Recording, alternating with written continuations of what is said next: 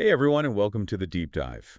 We love getting suggestions for these deep dives, and this one comes straight from senior technical writer Curt Robbins. Great suggestion, by the way. Absolutely. It's all about AI and privacy, something I think is super relevant for, well, everyone really, but especially those of you in the tech writing world, documentation, IT professionals, really anyone who needs to stay ahead of the curve, especially when it comes to AI and, the privacy concerns that go along with it. Yeah, I mean, it's something we've got to be talking about, especially if you're working with data, especially if you're working with sensitive data, or if you're, documenting any kind of system that uses AI. We're diving deep into an article today called Five Things Privacy Experts Know About AI by Damien Desfontaines, published just last week on January 13th.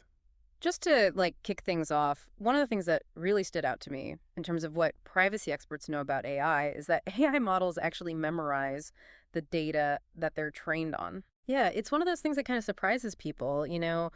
We think of AI as processing information, but a lot of these models retain very specific details from their training data, and it's not a bug, it's a feature. It happens by default in most of these models. So you're saying it's not just like analyzing the data, it's actually like storing it. Right, exactly. That sounds, I don't know, kind of problematic when it comes to privacy. Yeah, I mean, think about it, right? You train a model on a data set that includes things like phone numbers or email addresses or even recognizable faces. Hmm. That information, can end up embedded in the model itself. Wow. Okay. Now I'm starting to sweat a little bit. I'm thinking about all the data I deal with every day, and yeah, starting to worry about just how vulnerable that could be. Right. Which, actually brings us to another point in the article. It's not just that these models, like, memorize data, but they can also leak it. Unfortunately, yeah.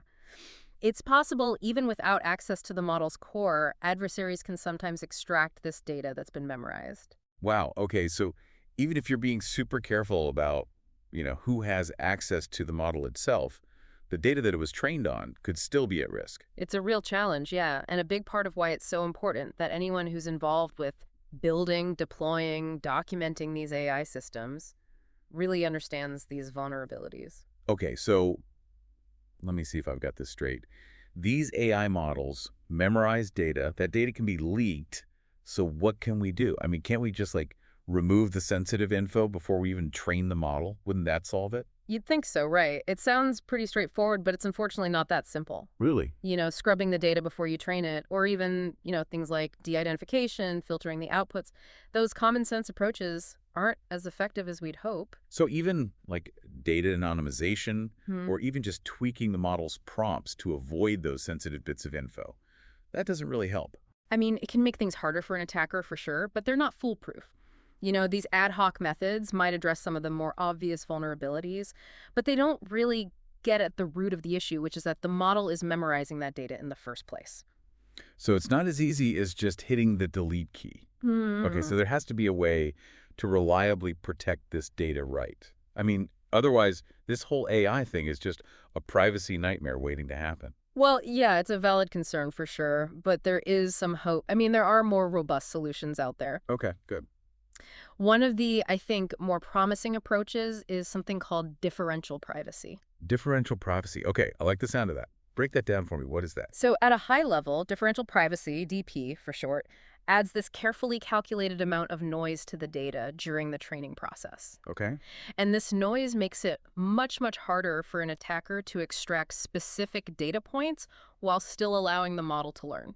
So it's like adding this kind of statistical camouflage. Yeah, that's a great way to think about it. But there is a catch, and it's a big one. Uh-oh. For DP to work, you really need to know exactly what you want to protect in that data set. Okay, I see where you're going with this. So if you're working with a small data set that's clearly defined, not too bad, but what about these, huge, massive data sets that are scraped from like the entire internet? I mean, how do you even begin to define what needs protecting in that? Yeah, and you've hit on one of the big challenges with applying DP to these, large language models. They're trained on such vast and kind of messy data sets that, it becomes pretty much impossible to identify and protect every single sensitive piece of information. So what does all of this mean for companies that are using these massive models? Are they just throwing privacy out the window in the name of, progress? Well, it's a tricky situation, and it's something we need to be very aware of, Yeah. especially as technical writers, right? Think about the data that your company uses to train its AI models. I mean, do they really understand its privacy properties? Hmm. Are they taking those necessary steps to protect that sensitive information? Those are some tough questions, and I have a feeling a lot of companies wouldn't have good answers. Yeah. So what can we do about this as technical writers? Well, one potential solution is to start advocating for training smaller, more purpose-built models on data where the privacy aspects are a bit more clear and well-defined. Okay. And there's a bunch of advantages to this approach. First of all, you tend to get higher quality models because they're, more focused. Second, you have a much, much clearer story when it comes to, privacy and compliance. And then third, these smaller models are just, plain easier to debug and improve. Makes a lot of sense. Smaller, more focused models that are trained on data with those clear privacy guidelines.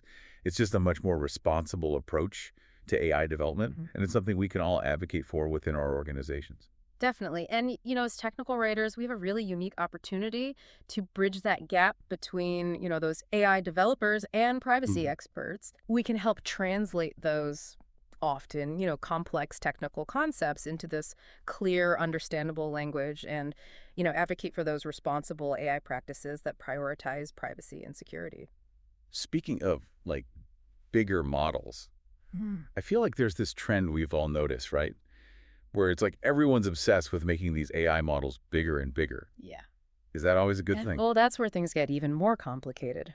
While pursuing larger models, it's impressive from a technical standpoint, it can actually exacerbate a lot of these privacy problems we've been talking about. Wait, so bigger models actually make things worse for privacy? That seems kind of counterintuitive. I know it seems that way at first, but think about it, right? Larger models, they memorize more data, which just means there's more data at risk of being leaked.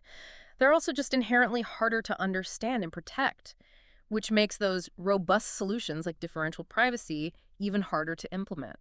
So we're essentially creating these massive black boxes filled with sensitive data, and we don't even fully understand how to keep that data safe.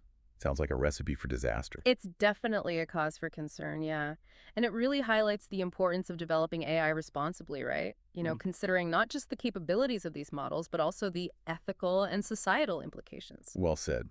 And as technical writers, we really do have a role to play in pushing for a more ethical and responsible approach to AI.